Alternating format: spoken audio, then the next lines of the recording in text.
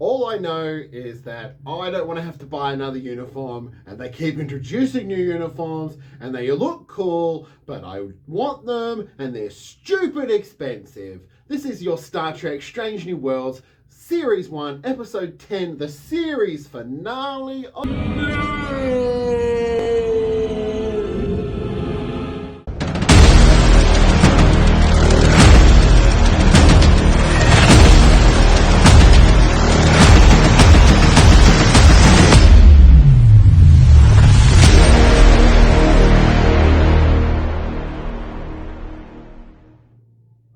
A Quality of Mercy.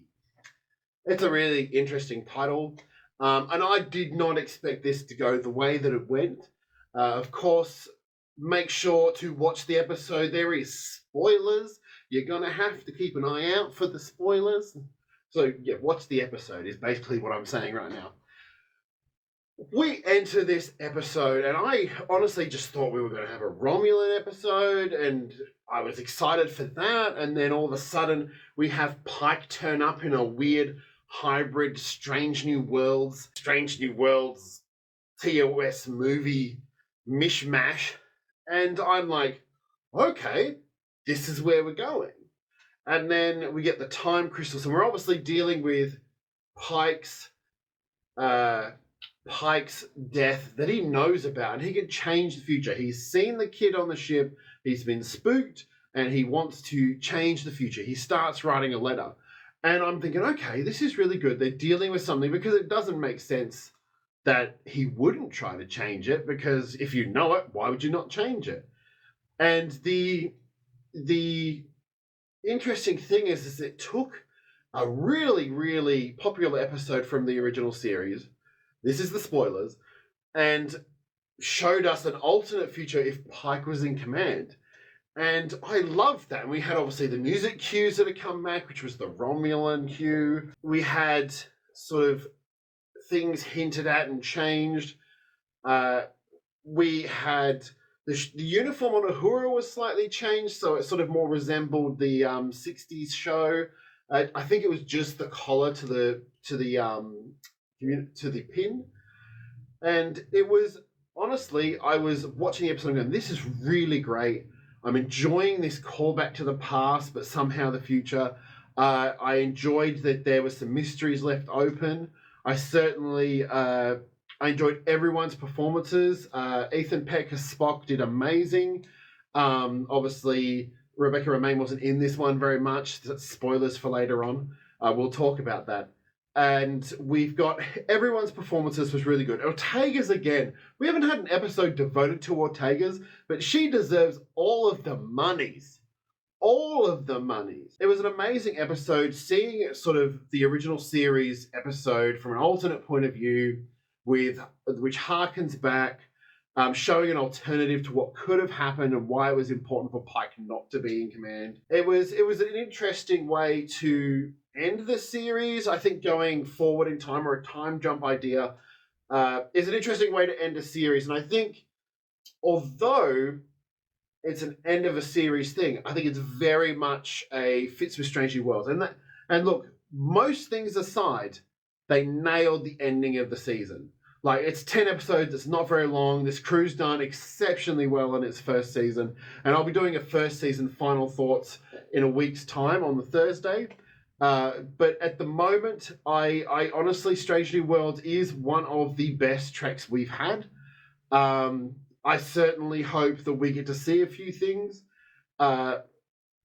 So we are pushed throughout this episode that to think that James T. Kirk is the person that should be in command. And he is. If he was in command, the situation would have ended up differently.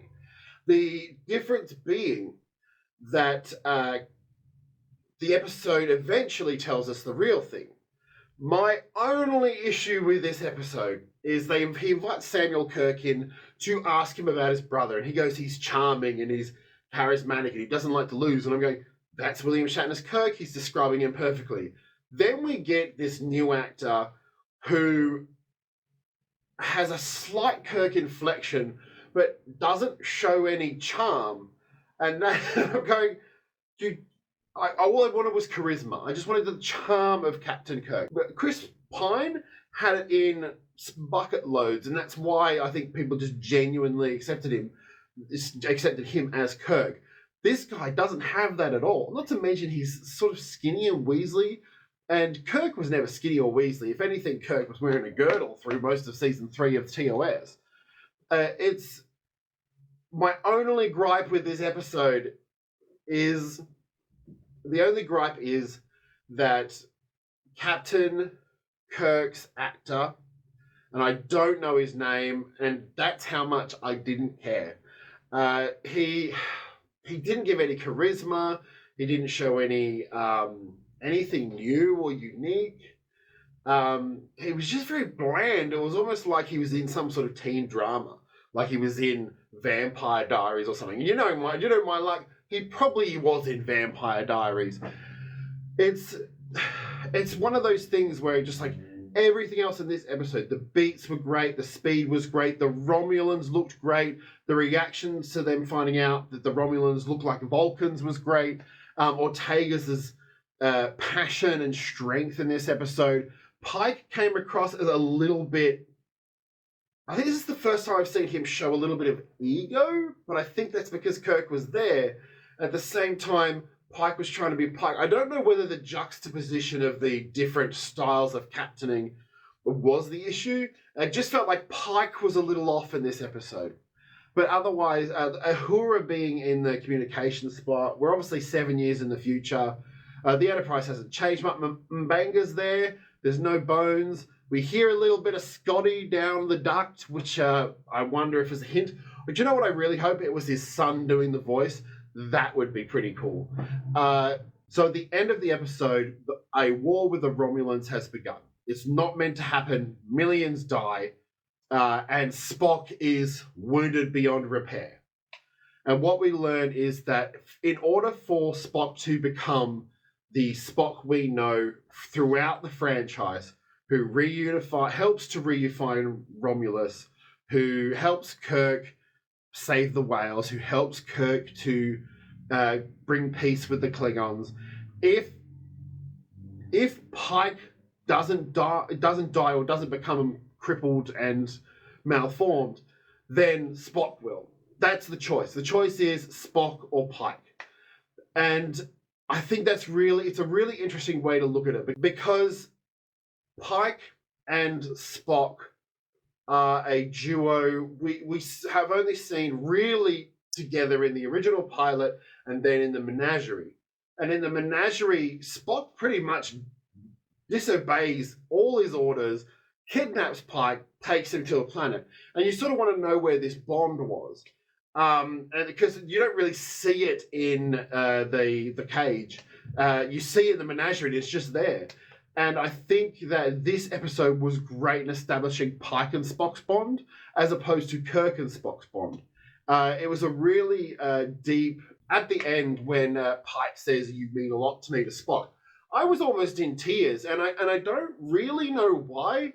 It was a bit like, yeah, you are friends, and he's gonna save you. Well, he's gonna take you to Talos 4, and he's gonna save you, Captain Pike, and knowing that made that deeper, because I'm going, that's why. It's because Spock knows that Pike sacrificed himself to save Spock and to save the people he cares about and the people in that radiation loop. Spock kind of hints that he sort of feels something. Pike knows. And I really enjoyed the exchange and the sense. And then the end with the music playing. He's talking about building memories. We've got a Pike who's accepted that he's only got a short time on this earth, but his job is to just live life until he gets to the end, to live life to the fullest. And it's an amazing, amazing, amazing turnaround, which makes sense within the plot. And it was a really good.